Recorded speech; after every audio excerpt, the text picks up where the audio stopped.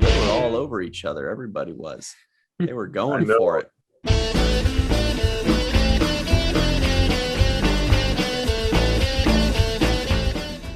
Wheel of Time is very gray.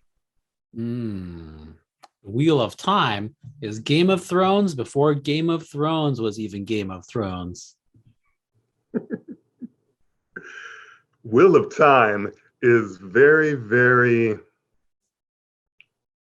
women happy. Women. Very, very women. Hello, everybody. Welcome to Fallingtower's Watch the First podcast in which we watch the first episode of a series so that you don't have to. With us, as always, co-creator, co-captain, cool tie wearer, and tire, Michael Kenyon Rosenberg. I don't know. I feel like I'm a tie guy now. So that's what I do. I wear ties. Actually, I think I have some boxers that match that tie perfectly almost. You're looking good. You're looking good. Thank you. Our very special guest today, he's an actor. He's a cool guy. He does all of his own stunts, and he is also very woman happy. Darnell Davis. Hello. And I don't do my own stunts. Don't be telling people that. I get on set. They'll be like, well, Ryan said you can do your own stunts. We need to jump up. No, I'm not dumb. No. No, they pay people that do that very well. But everything else, happy to be here, guys. Happy to be here. If the stunt is drinking a cola, he's happy to oblige. Absolutely. So when we start doing the predictions, he's going to bring in a stunt double. He's going to be like, this is too much work. I'm going to go take a nap. You let me know when the predictions are over. My name is Ryan T. Husk, and I do all my own stunts for now. Yeah. When his back is not hurting him. Yeah, it sounds painful.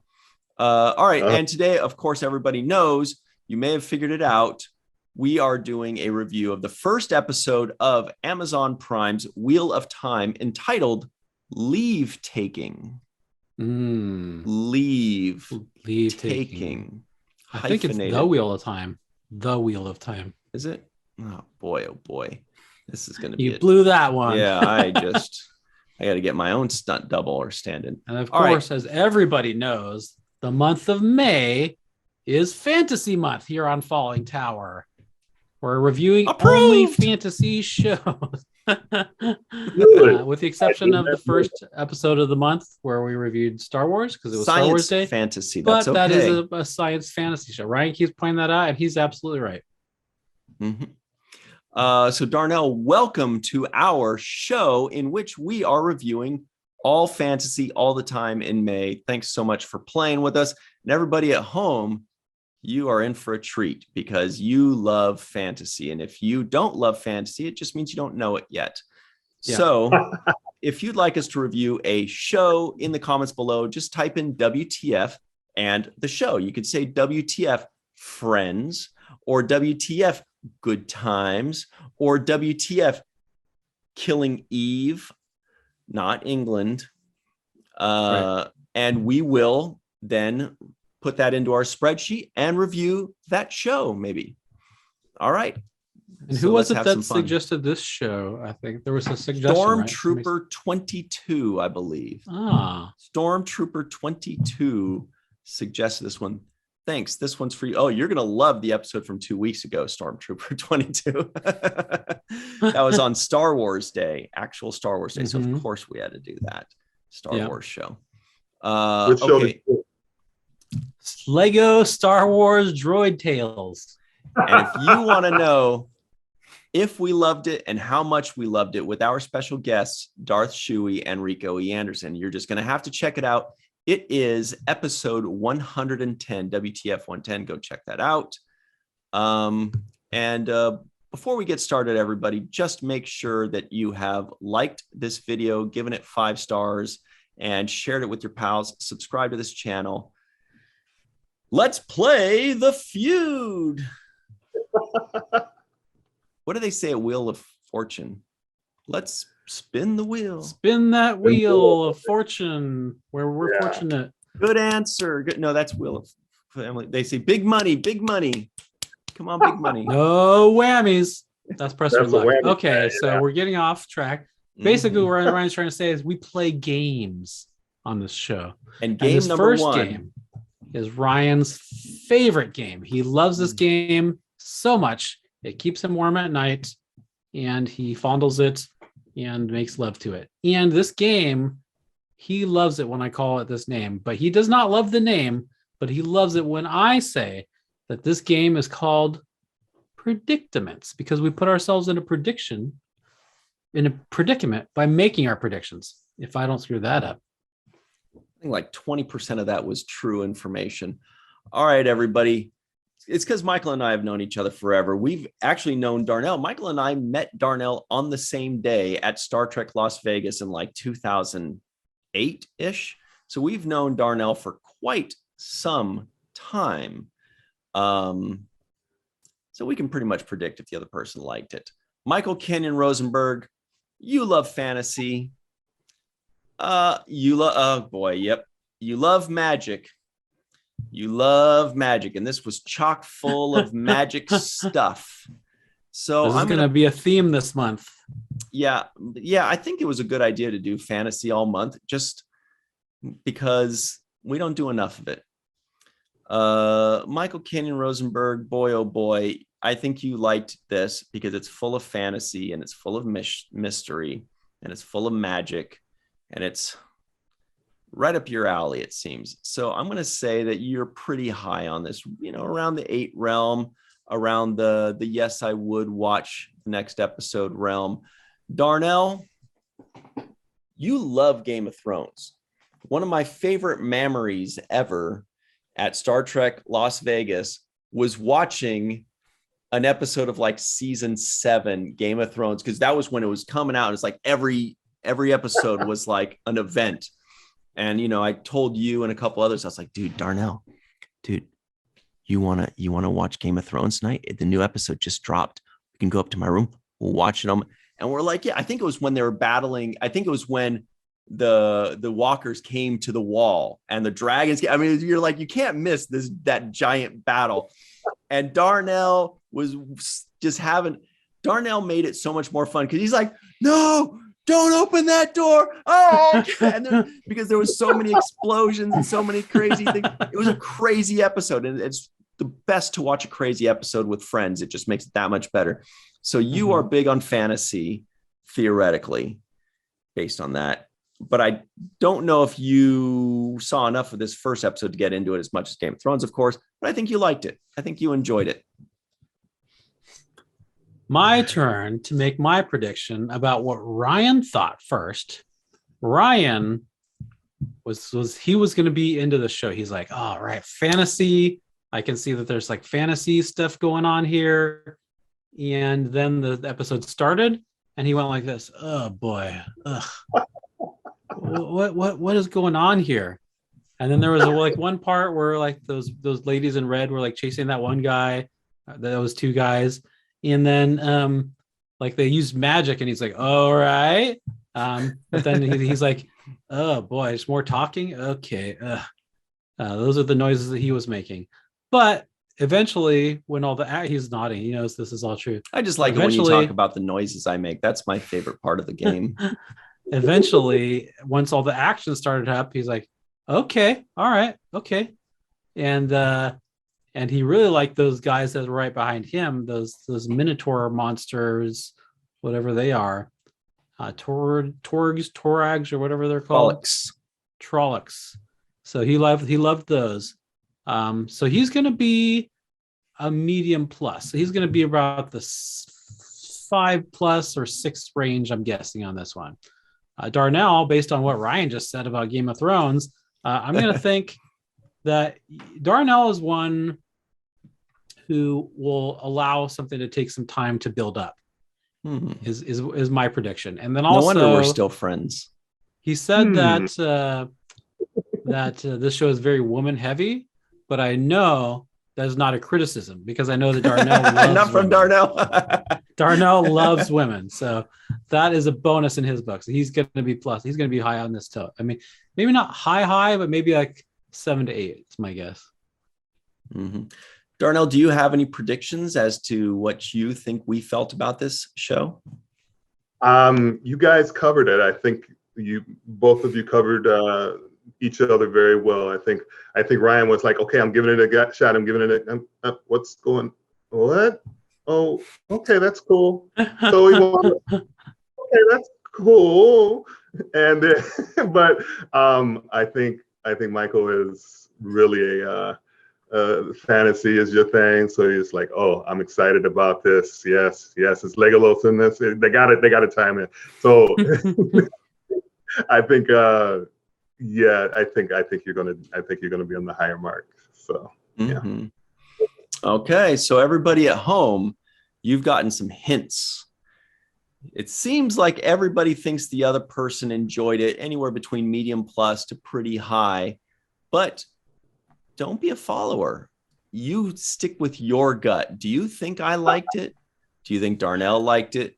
Do you think Michael liked it? What do you think? Make your predictions now. And while you're typing that in the live chat or in the comments below, Michael Kenyon Rosenberg is going to buy you a little bit of time by telling you what this show is even about. Set in a high fantasy world where magic exists, but only some can access it. A woman named Moiraine crosses paths with 5 young men and women.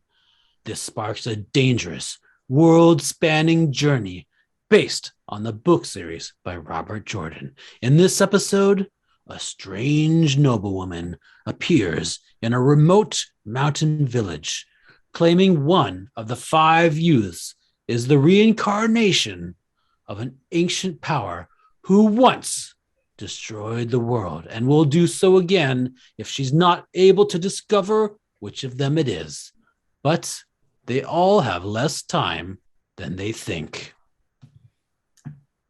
Boy, there were some questions that were put in that thing. Like, first of all, just real quick, like 1 out of 5, it was supposed to be 1 out of 4, but there's spoilers in that description. But yeah, there's a second person. So that's why when I was picking my background, I saw her in there. I was like, well, I can't do that because as far as just the first episode is concerned, she's gone. So that's a spoiler in that thing. So that's why I went to this. They spoiled it for us. Yeah, and I even did a Google of episode 1 specific, and they still did that. And then the description apparently says that there's 1 of 5, but she didn't say 5. Anyway, we can get in. Oh boy, so much to talk about. Boy, this is exciting. But here is my second favorite game. Mm-hmm. We compare and contrast what we expected versus what we actually got. Michael Kenyon Rosenberg does not have a name for this yet. So if you have an idea, let us know. I think I can. Let me think of something real quick. So what we expected versus what we got. Oh, we could call it expectations. Expectations. We could, but we're still workshopping this. We'll see. That's how they expect get you. So Michael Kenyon Rosenberg, before you watch this first episode, before you hit play, what did you expect? I did not really know too much about the show, except that it existed. I know that like Amazon was like really promoting it for a while because looks like they dumped a lot of money into it, and they're counting on this to be like one of their big tentpole shows. And so I just expected it to be a fantasy series filled with magic and adventure. I had not read the books. I have not read any of the Wheel of Time books. I just expected a fantasy show. And with fantasy, you expect magic and adventure. Mm-hmm. Darnell, before you watch this first episode, what did you actually expect? Well, like you said, Game of Thrones might be my favorite of all time. I love Lucy, maybe Game of Thrones. They're all in that 1 through 5. But some of the things I hate about fantasy, I'll just tell you right off the bat. I hate the names. If it's these long names, I hate that. Aragon, Sauron, Saruman, it's like, oh my God, I hate that. But those names have become, over the last 100 years, we know exactly who we're talking about. But that's 100 years in. I think Game of Thrones did it perfectly. What should I name this guy?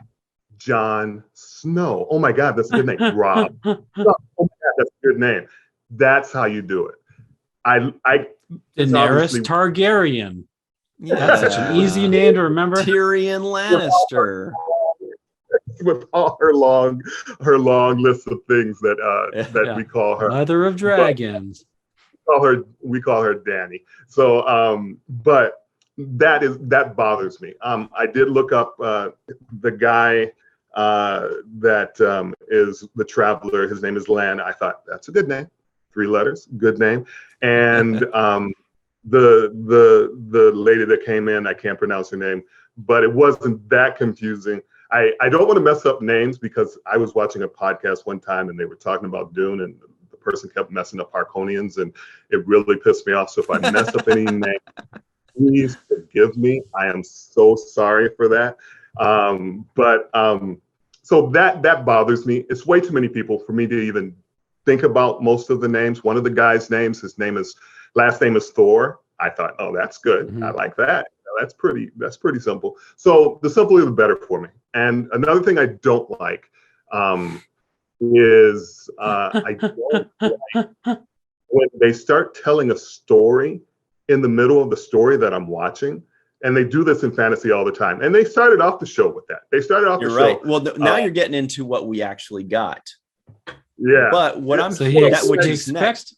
But what it's not to like it is what I hear. Yeah, that's what I'm hearing too. It sounded like you went into this going, oh boy, more fantasy crap. No, but besides those 2 things, telling a story in the middle of a story and really funky names, I'm all in for fantasy. So, so we'll see when we get on to the next thing, how bad they mess up the things that I don't like. So, or if they did it all. So if they did it all. I'll tell you what I expected. Well, it's fantasy month. Happy fantasy month to everybody. May you enjoy it. Look, I didn't know anything about this. Didn't even know that it existed. The Wheel of Time, just the title itself sounds like just another one of these, hipster new sci-fi things that I can't get into, like Another Life, or what was another one that we did like that, Michael? Like these sci-fi. Expanse. No, that's fine. There's another one that's like Oxygen, or I don't even know.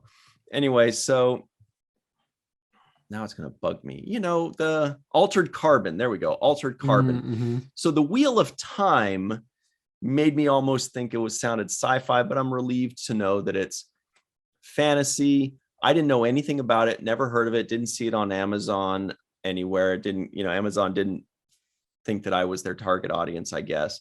They just show me ads for more protein bars, and that works. So I didn't have any expectations at all. He buys them in bulk. And so that's it for me, but that's what we expected. Michael Kenyon Rosenberg, what did you actually get? I got a fantasy epic filled with magic and adventure. So I got exactly what I expected. So I expected that and I got it. And you do have to expect that a book that has, or a book series that has this much popularity. You still have that old yellow cup. Wow. Yes, I got it when I was 5 years old. My Spanish grandmother gave it to me, and here it is. And I still use it. Sorry, I'm sorry I brought it up. You have to imagine that a book or a book series that's been around. This was first published. Looks like 1984. Oh, it was first published in 1990. The first book. So it's been around for a good 32 years. So is it right? Yeah. Wow. Is it that long? And so, if Amazon picks it up and they're like, we're going to dump a bunch of money in this, you'd have to expect that it's going to be a popular show. And like I said, with Ryan's prediction, it was a little bit of a slow burn. But once this started getting going, I enjoyed it. Darnell, what did you actually get upon your first viewing of The Wheel of Time, episode 1? I I like I hinted on early. I love a show that has strong women characters. Again, going back to Game of Thrones, and of course, I'm sorry if I'm comparing the two. I'm not really comparing the two, but I'm just showing some of the good and the bad. Yeah, I guess it's kind of a Game of Thrones kind of thing. With Game of Thrones, once they got off the brothels, the women became the most powerful people because all the guys were dead. But the women became the most powerful characters on the show, and it became about women. And this show is starting off like that. I really think that, of course, the best characters so far in this first episode are definitely the strong women. And it starts off after the initial killing of the couple of guys. It starts off with someone becoming a woman and the trials that they have to go through. And we always see, for example, Sparta, what the men have to do when they become a man. You have to fight that big old wolf, that they had to fight in 300, and you had to fight all your other companions, and you had to become a man. Well, we see what it's like for these people in this community to become a woman that they have to go through, and I love that. I think that is something that fantasy and fiction and science fiction does better than any other genre, because there are no rules. You make the rules, and you can decide who can do what. And I love that. So, All right. Well, guess I'll tell y'all what I actually got. What I got, you guys, what I got was something that I can usually tell when a show is based off of a book series. And Michael, when you were reading the thing, it confirmed my suspicions, because whenever a show is big, has a lot of stuff, and they go through it very slowly and they take their time and they're very patient with it, usually the reason for that is because it's a book series that already has a pre-existing fan base, and also because it's a successful book series that knows that the production company that put them up is like confident that people will like it. They're not worried that if first episode's not great, they're like, don't worry, it'll be, you'll like it, because it comes from a pre-existing successful franchise. So they're a lot more patient, and it usually shows in the first episode because they're patient in how they deliver things. So that's kind of what I got. Although this time it bothered me less than that usually does. I thought that they did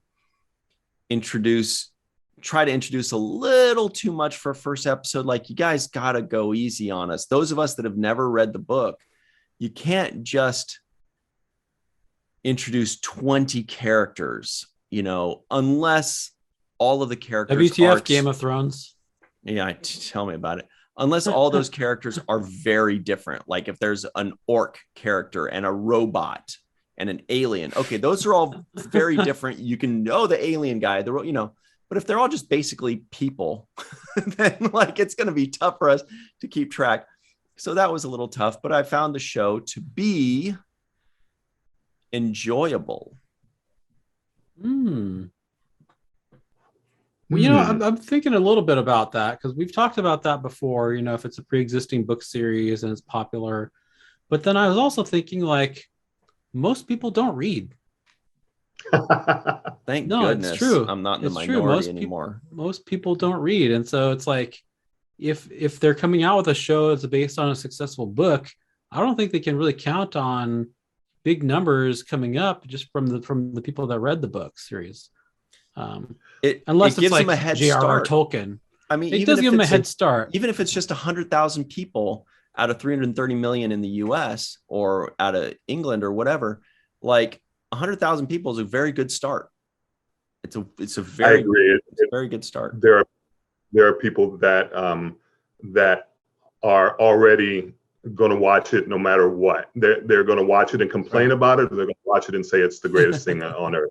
There's not going to be any in between. If they read the book, it's either one or the other. Well, actually, they should have really introduced the character Tom Bombadil. Exactly. The thing is, Tom Bombadil is integral to the story, because he represents the world of Middle Earth itself. Okay, go ahead. Sorry. No, you're absolutely right. And talking about the books, it goes back into what I was talking about, telling a story in the middle of a story. When you books Tom can do that. Bombadil did that. You're already reading it, so it doesn't matter if I'm reading, what you're saying about what happened before in the middle of the story. But if I'm watching a story and someone just sits around the fire and starts talking about what happened 1,000,000 years ago or 1,000 years ago, that bugs the heck out of me. Yep, And it happens. and so the way Game of Thrones dealt with it, when they got to that point in history, they actually did flashbacks. Yeah. Which they did flashbacks for the whole show, and then they got to the point where we can't just tell this story. We actually have to show him.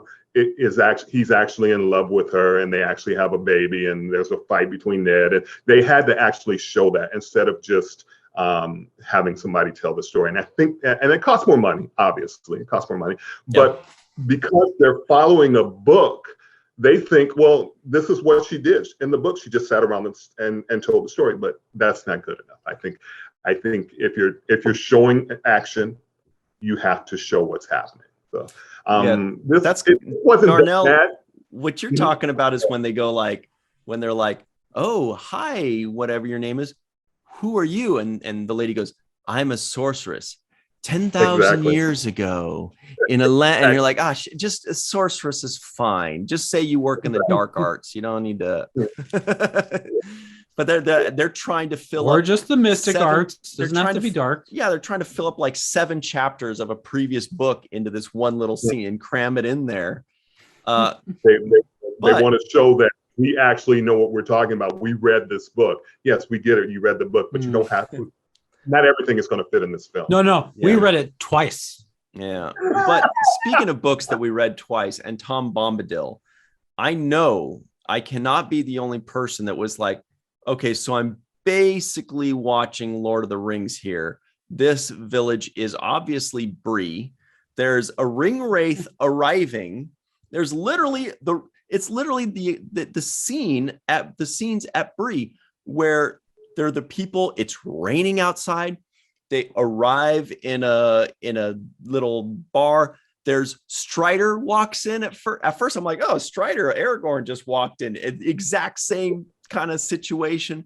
There's the ring wraith out there in the rain. He's calling the bad guys to come get him. I was like, every new element just made me think, whoa, I'm like completely watching the chapters of Bree. I think it's just one chapter maybe in Lord of the Rings. Michael, please tell me you also picked up on that, right? I mean, now that you mention it, I didn't when I was watching it, I was just trying to watch it and enjoy it for what it was. But I mean, honestly, all fantasy stories are based on Tolkien. We talked about this last week. I mean, and they should. One of my favorite authors that Ryan knows is Terry Brooks, who wrote the Shannara series. Oh yeah. I guess technically it's pronounced Shannara, but I've always said Shannara, and that's how it is in my head. So that's what it's going to be. That's what I'm going to say. But the very first book, The Sword of Shannara, is Shannara. The Sword of Shannara. To me, it's pretty much almost direct ripoff of Lord of the Rings. But the second book, The Elfstones of Shannara, is when things really start to get original and kind of take off. And so I do think that there, as any show, first of all, there's no elves or dwarves in this show yet. But even though the show, took a lot of stuff from Lord of the Rings, there are some interesting, I mean, the main element to me that sets it apart from Lord of the Rings and that I find fascinating is the whole Wheel of Time thing. So it talks about reincarnation and that whole thing.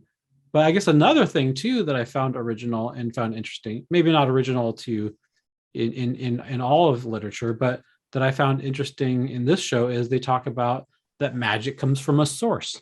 There's a source of magic. Sounds a little familiar if you've watched any Star Wars movies and you know about the Force. Oh, this guy. So it's not necessarily original in that sense, but I found it original, or at least a change from Lord Use of the the Rings. source, Luke.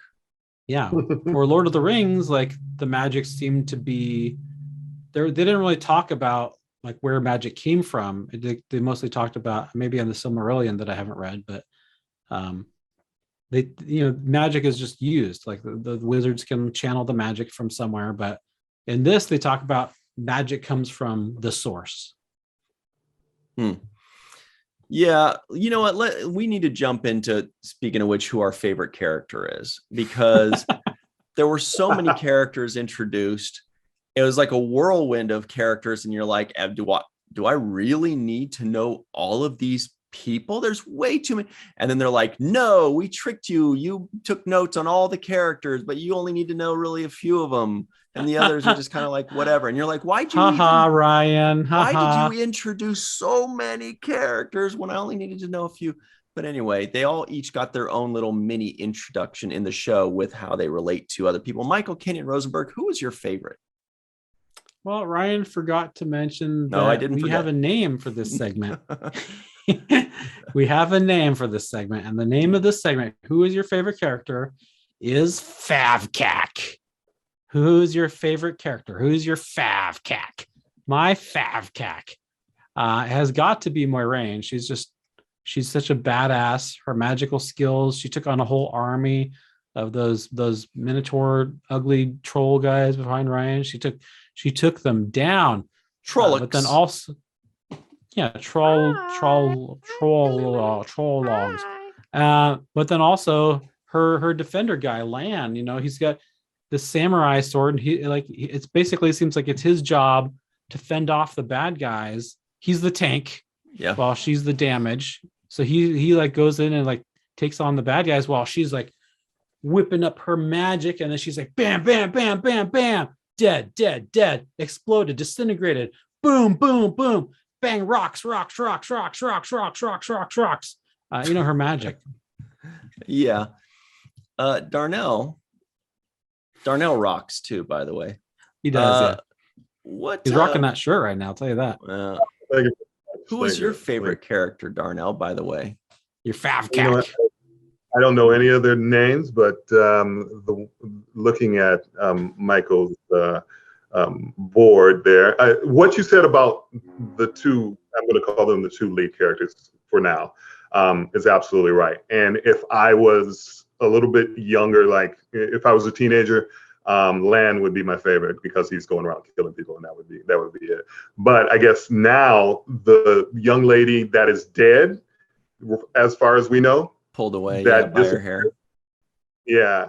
I think she, for whatever, I don't know what it is, but there was something about maybe just what she did on her screen time, the things she said, the mystery of her background, just the wisdom. Right. Yeah, there was something about her that that I found probably would be my favorite. I felt sorry for the guy that are we allowed to? We're giving spoilers. Yeah, no, you can tell. Yeah, anything you like. By the way, her name was Nynaeve, and she's 26, and she thinks it's an honor to clean pools. So, and she's 26, and she was supposed to, and they're looking for somebody 20, which wasn't it? Was they were saying? So although who should, but like they said, no one takes took a birth certificate or anything like that, so who knows how old she really is. If they were specifically looking for someone that was 20, then wouldn't that synopsis that Michael read at the beginning not include her, because she's not in that age bracket? Exactly. So I guess you'll just have to watch to find out. Unless the mystery.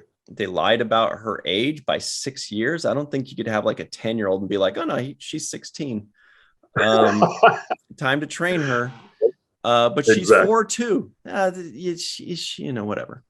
And I also found it to be a little peculiar that, are there really only 4 people in that age group, say 19 to 22 or whatever, in that whole village? Like, I thought it was really strange that she was like, well, it's one of you 4. And my first thought was, how do you know? Just because she has a connection to the source. But if she had a So she connection can to the feel it. source, okay, then she could feel who it is. Well, Like, she can why- feel it's one of them. I think like no like if you can feel it's one of them, then you could be like, okay, you go over there, you go over there, you go over there, you go over there, and I'm gonna go stand next to you and figure out who has it. Like, because if she's just thinking critically and be like, okay, village, it's definitely coming from this village, it's definitely this age group, there could be a dozen of them, right? But if she can feel who it is, then why would she be like, I can narrow it down to these 4? I know it's not these other 20-year-olds for sure, but I can't tell. How does that work? That's not how magic works. I think there's something. She thought it could have been the 2 that died at the beginning of the show. So there's some kind of feeling that she gets on a general feeling as opposed to a specific feeling. But she was positive it was one of those 4. Well, she kind of had like like when the 2 dudes that was one dude at the beginning of the show, like she kind of knew. She's like, it's not him. He's not the one. He awfully. It seemed to me like he had some kind of connection because he was like, maybe he was just schizophrenic or something. But I think Ryan might be right that she just felt that it was coming from that village, and that's like where the eyeless guy, the ring wraith, he felt that it was coming from that village too. But it was a small village. It wasn't like there was a ton of people in that village that could all be fucking. I mean, it's just like, so probably it was just those 4 that were not based on that first episode. They were all over each other. Everybody was. They were going for it. The fact that they don't have kids already is amazing. Well, the one lady seemed like she did. He like felt her tummy and right before he killed her. Oh, yeah, right. Right. His name is Perrin. And he's gonna have to be pairing up with somebody else soon. Hey, because he just killed Ryan. That was poor taste. Sorry for him. Her name was Layla. That was so sad. And I thought that was pretty realistic, because whenever I see one of these big battle fights, I go, Lord of the Rings, Helm's Deep, whatever, or the Battle of the Bastards. I'm thinking, how can you tell who you're fighting? You're just swinging. You're just swinging, And how are you going to make the difference? And there has to be a lot of damage that happens, to people just by accident. And I thought that was pretty realistic, So I gave them a plug for that. So that was definitely well written. In this case, you can tell who in their battle. You could tell who you're fighting against and who you're not. But yeah, in general, but he didn't even look. He just heard something coming up behind him and swung the axe. Yeah. So. Yeah. Like he forgot that his girlfriend was there fighting with him, which was kind of he was in the heat of it. I mean, but that makes him a very interesting character. That's the kind of stuff that makes a character interesting, because now. Wait, did you ever answer who your favcac was, Ryan? Is that your favcac? Oh no. No, I'd say he might be the most interesting in that we know what his motivation is. His motivation is, I've just lost everything. I've just, I feel horrible. I'm a piece of shit. I just don't even know. He's just kind of like, at this point, he's like an emotional zombie, just like, I don't know, and so he's going to have a very good journey. Like he has the most clearly defined beginning point of his journey. We know where he is and how his story has to change. Like he has to grow back into, loving himself again or forgiving himself or whatever he's going to go through.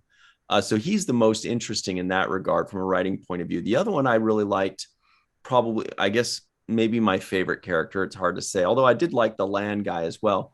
But what's the guy's name that wanted the kids to sleep in the bed with him? What was his name? Oh yeah, Matt. His name was guy? Matt. Yeah, Matt. Just because what I liked about him was that he was understated. Everybody else had extreme stories. This is the kind of the cool guy, redhead, that's in love with the girl. Here's the powerful woman. Here's the kick-ass bodyguard guy. He was more like the everyman. He's just, By the way, that redhead guy's name, Randall Thor. Yeah, there's the Thor guy. Randall Thor. Mm-hmm. So, look, I'd also like to say, if I may, that Okay. these guys looked cool. Okay, the Trollocs. And the ring wraith was called a shade. They called them shade. They said a shade's coming with Trollocs, dozens. And they had 300 more. That was all cool. What I thought when Michael, you said that they got Amazon gave them a lot of money. I'm like, not in the special effects for that sorceress lady. My goodness, that took me right out of it.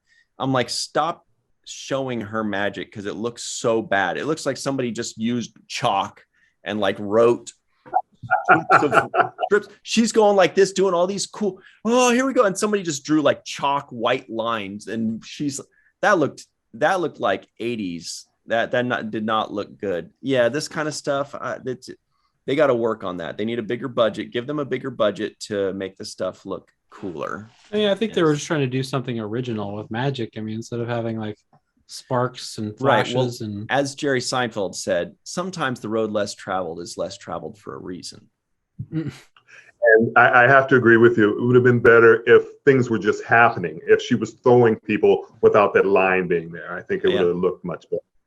But it worked for me because she was drawing the magic out of nature. Mm-hmm. She was drawing it out of the light. Yeah, I mean, cool. so that worked. That worked for me. I mean, they should have given her one of those long banner things that people like twirl around in the Olympics or something. You know, they do that. She should have just had those and been like, and like flung those.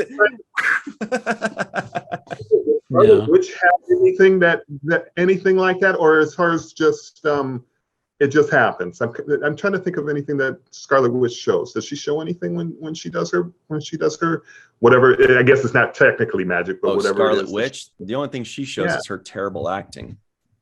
Just kidding. I love her. Speaking of terrible acting, I'm just kidding. One of the best actresses out there. I was blown away by how great her acting is. I'm just kidding. I actually think she's. But speaking of bad acting, I think there's some bad acting in this show. Oh, let's hear it. Throw some dirt. I'll start with Randall Thor. And what's the girl's name? Egwene. The girlfriend. Egwene. Yeah. Is that? Yeah, that's the two young lovers. Had nothing better to do. This is the story of Randall Thor and Egwene, two young lovers. I don't know that. No, we're just not very good actors. I didn't really. Maybe it was the writing, but I felt like they just weren't very convincing. Like that, I didn't really buy that they were afraid. I did buy that Egwene was afraid, but definitely Randall Thor. He just was like, "Oh, what? Okay, all right, cool, whatever. I love my girlfriend, but she doesn't want to be. She wants to be a wisdom. Okay, whatever." Mm-hmm. I didn't really buy them.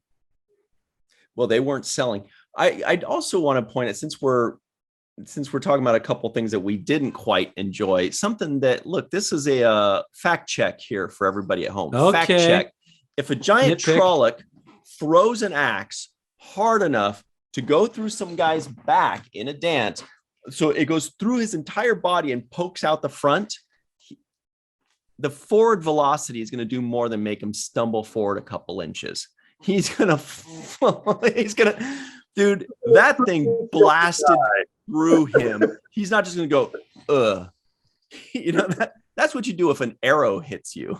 Right. I thought it was an arrow. I really did. I was like, and because it looked like an arrow point, but yeah, you're right. It would have more velocity than that. He would go flying right into you, I guess. So, yeah. You know. And I'm sure they just did it for the effect of, because it was a cool effect of him going like, what? Maybe, and then you see a giant axe behind him. Maybe physics acts differently in that universe. Watch your mouth. So Captain America. Darnell, we could talk about this all day long, and maybe we will after this show's over. But right now, it is time to talk about you, the actor. Now, we are no longer in the segment of actors that we weren't impressed by, and we're now into the segment of actors that we are impressed by. Very impressed by, yeah. Well, hello. Thank you very much. This has been an interesting time. We live in interesting times. I was talking to Rico about this last week. And Rico E. Anderson. And we were talking about how since the pandemic, we have to audition at home. And you tape your audition, and you send it in, and it's such an interesting one. The lazy man in me is like loving it. It's like, I don't have to leave my house. I love it. A drive 2 or 3 times a week. I love that. But the professional in me is like, I know that I'm missing out on doing a much better job if I was in that office, and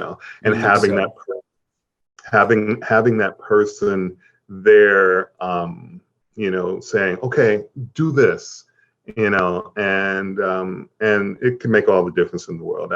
One audition I did have a little while back was, I'm in my place, and outside there were construction workers, and they were making a whole bunch of noise. And so I'm trying to do the audition in between takes of them making noise. The audition happened to be this guy who was in prison, who was mad because people were making noise, and the lines were like, shut the F up, I'm trying to get some effing sleep, and just cursing big time. And so I did the audition, yelling and screaming. I didn't get the part, but it got real quiet outside real quick.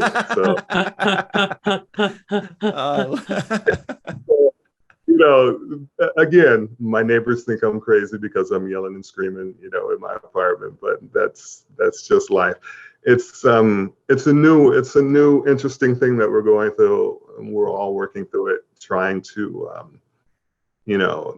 adapt, which, I think soon we'll probably be going back a little bit more, but it does save that travel time. It allows you to do other things. Right. So are they all pre-taped, or do they sometimes have Zoom auditions or something? Or well, the first one is supposed to be pre-taped, and then you do a Zoom if necessary, and then if necessary, you keep getting, depending on what it is and how big the part, if it's, depending on what it is, so what they need. So yeah.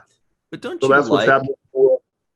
you like being able to pick your best take and sending them in? I that's a great point, but I am too anal. So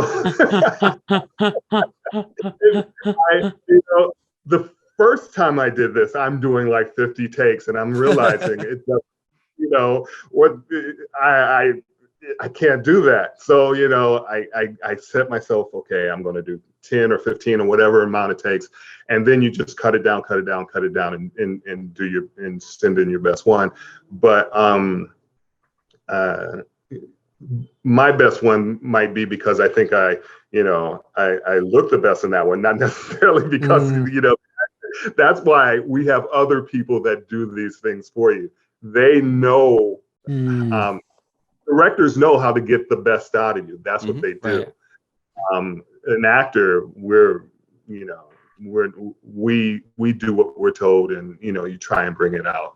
But I think it's one thing I learned over the years, acting and making movies and everything else. It's a communal effort, not a one-person act. So when I first got in, I was like, oh, it's all just you just need a camera and an actor, and that's it. No, that's not it.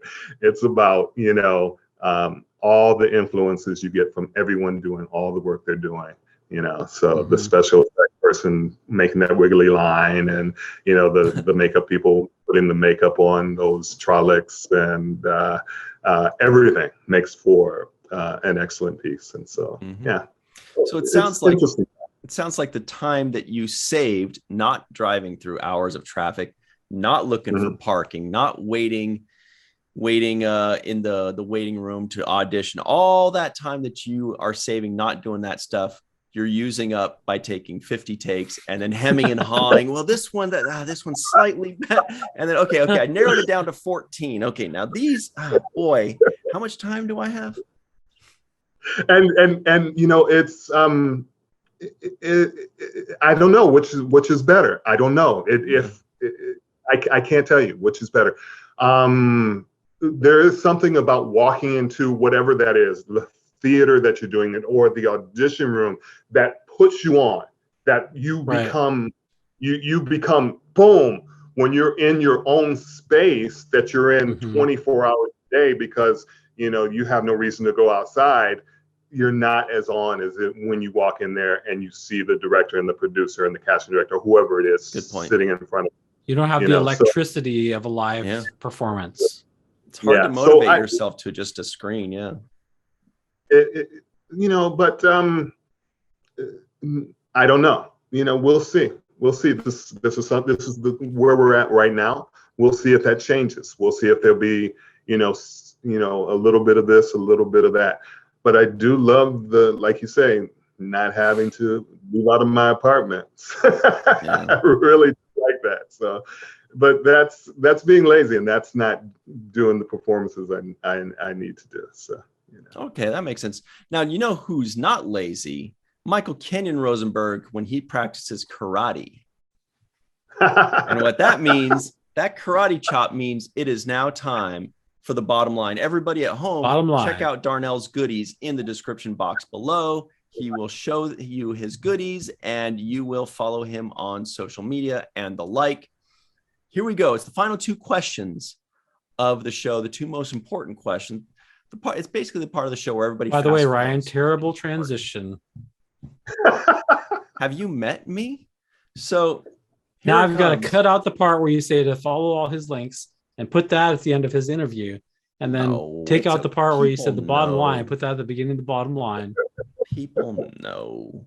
So basically, it's the final two questions of the show. Check out Darnell's goodies in the description box below. Question number one, tough one.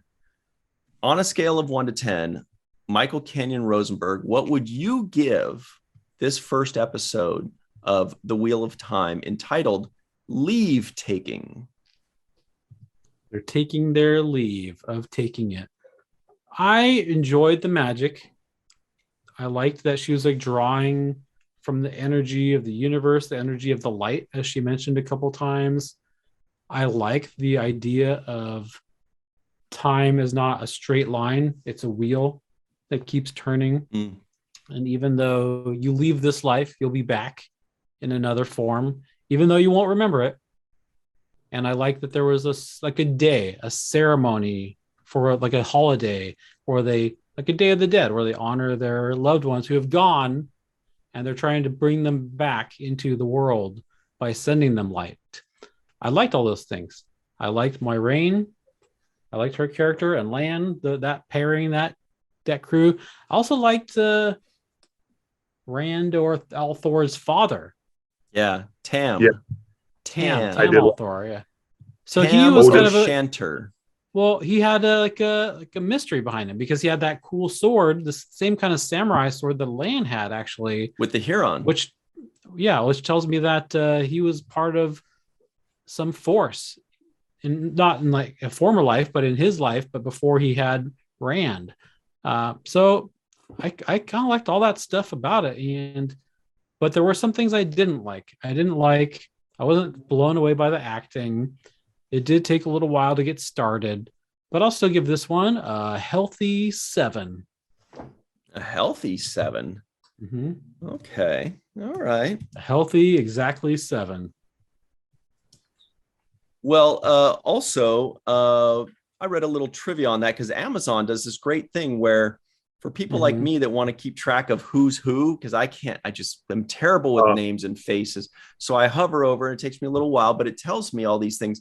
But it also mentions something specifically about Tam's blade, had the mark of the Huron on it, because apparently the legend is that the blood of shadow spawn, which I'm assuming these Trollocs are shadow spawn, they can erode metal normally, but the blades that are made with the mark of the Huron do not get eroded by the blood of this shadow spawn. So everything's about darkness, right? Shadow, the ring wraith was the shade, right? That's what I mean, like dark and light. Anyway, so Darnell, scale of 1 to 10, what would you give this first episode? I was optimistic going in because I do enjoy fantasy, although I don't read a lot of fantasy. I read more science fiction. I've read Robert Asprin, who is hilarious. I read Lord of the Rings before the movies came out. Also hilarious. Yeah. in some Totally hilarious. cases. Oh my God. But I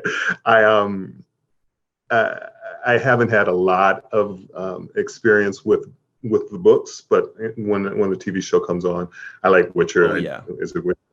I haven't watched the second season though, so it's not sci-fi and superheroes are my drive, but I do enjoy the fantasy. So watching it, I thought my biggest complaint was just too many people in the first episode. That to me, and again, it goes back to the names. I didn't even try. For me, once I learned the name of the characters, like for example, when the new X-Men came out in the comic books back in the day, once I learned their character name and their real name, I was hooked. When I used to watch soap operas, once I learned the character's soap opera name, I was hooked. Same For thing with me, Game I of would Thrones. think, yeah, Game of Thrones too. And for this, I don't think I would learn these names. I think I would be like that guy for a very long time. Maybe I would. Maybe You're treading dangerously close to the second question. This question though is, what would you rate it on out of 1 to 10? And so I would go to a 7. Oh, is it a healthy 7 though, or an unhealthy 7? Good answer. A 7. It's neither overstuffed nor malnourished. Okay. Exactly. Okay, not too bad. You mentioned The Witcher, which we did review. It was one of our very first ones. It's WTF episode number 8. We reviewed The Witcher. Special guest was Melissa Longo. So everybody check that out if you love The Witcher, or if you don't like it, either way, and you want confirmation bias, go find out if we liked it or didn't like it as well on WTF number 8. You'll be very happy or very disappointed. Yeah, or both in the same episode. Well, for me, on a scale of 1 to 10, this is kind of look, the magic stuff, the effects kind of took me out of it because they did it once and I was like, oh, that looks bad. It looks cheap. And then they did it again and they did it like a third time. And they did, introduce all these characters. There was one other fact check that I don't really remember right now. I guess it's not that important, but there are a couple times, like when she was tossing rocks at them, I'm like, those rocks just hit him in the chest and knocked him over. Like, you can't tell me that not one of those guys was like, oh, all right, that hurt. Anyway, here I come, like they wouldn't have all just died from a rock to the chest. I'm thinking, but I don't know. Depends on the velocity. Yeah. Well, you can base the velocity on how far they got knocked back, and they just got knocked back a little bit. So I'm like, these guys look pretty sturdy. I feel like they could keep it coming after that, but whatever. You let that go because it's magic, whatever, who cares? What I did like, not necessarily the delivery, what I did like was the premise of what I thought was 4 people. And you have to take all 4 people with you because you're like, it's one of these guys. You don't know which one it is, who's the chosen one or the one that could be the evil bad person, but they got to make sure that he or she isn't. It's a very good premise. It's a very compelling premise. It's very interesting. And I can understand why people would read these books because that's a very good idea. And they definitely try to do too much in this first episode, personally, I think. But when they finally got to the premise, they introduced everything they needed to introduce. We got it. We understand what's going on now. And I think that it is very good. I gave it an 8.4. Wow. An 8.4. At the end, I was very happy with it. And I thought throughout, it just felt like a good show. Like there are a lot of things I can nitpick about it, but overall, I was like, it has a good story. Even if they didn't quite execute it perfectly, the story in there seems very good, and I was compelled. However, question number 2 is the real important one, you guys. We keep going, psych. This is the important one. for the purposes of this podcast, we all had to watch the first episode of The Wheel of Time. But now that the podcast is over and we're free to move about the internet, Michael Kenyon Rosenberg, would you watch the second episode of your own volition? Darnell's stressing out. He's like, oh man, I would not actually. I would not actually. Yeah, there were a lot of interesting aspects to it, but to me, it felt a little like generic fantasy. And so even though there were aspects that I enjoyed, I'm not necessarily compelled to watch more of it. I'm glad that it exists. I might actually be compelled to go and read the books because I do love reading. I read every night. I love reading. It's one of my favorite things to do. I'm sad that I don't have more time to read in the day.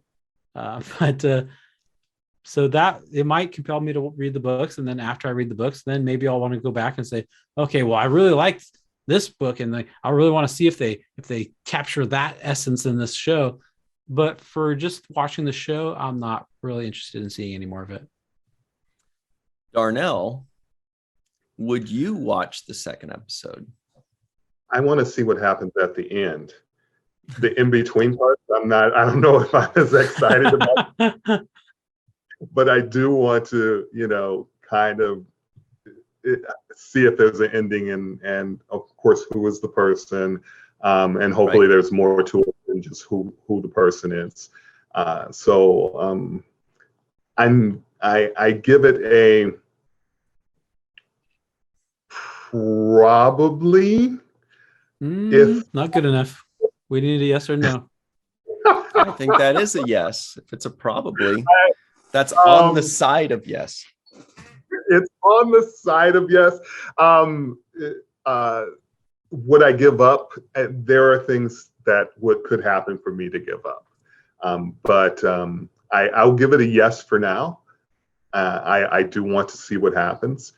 But to be clear, we're only asking about the second episode. So even if you say yes, it's not will you watch the second, it's would you? Yes, I give that a yes there. Yes. Mm-hmm. Michael's foreshadowing my answer right there. I'll tell you that much. Yes, I would. Will I? Probably not, because I don't think they're going to answer the series mystery, the mystery of. I'll just bet that Darnell, I'm sorry to say, but if you want to find out who the person is, I don't think they're going to answer it on episode 2 or 3. I think you're going to have to wait like 7 years for season 8 to find out. That's just my guess. I don't know. It's not going to happen for at least 3 or 4 years. Definitely. They'll go back and forth. But maybe this mystery is just the first book that opens up the next big. Maybe they find out what it is at the end of the first book or the end of the first season, and the rest of the novel series of books is just what they do now, what happens next. And now they have a crew, there's more to it. So I think, they don't need to carry on that mystery throughout. Will they? Who knows? But I give this one a yes. And it did feel very generic. I felt like they were just taking everything from Lord of the Rings, especially that middle portion. I was just like, wow, but it didn't bother me because I like Lord of the Rings. And because I think that the story itself has its own unique, voice and line to it, that I was like, oh, that's a good idea. I like it, and I'm down with it. But that's it for us, everybody. You let us know what you think of this show, and let us know what you think of this podcast, and let us know what you think of Darnell if it's positive. And don't forget to give this video a like. Make sure you are subscribed to this channel. Give it 5 stars. Recommend a show for us to review. And other than that, hey, this podcast was fantastic. This podcast was magical. This podcast was amazing. See, you guys, see how positive we all are. So while you're feeling that positivity, just go ahead and remember what Michael Kenyon Rosenberg always likes to say. It's a very positive thing to register to be an organ donor at donatelife.net. And it's also a very positive thing to remember to not forget to watch the first of things.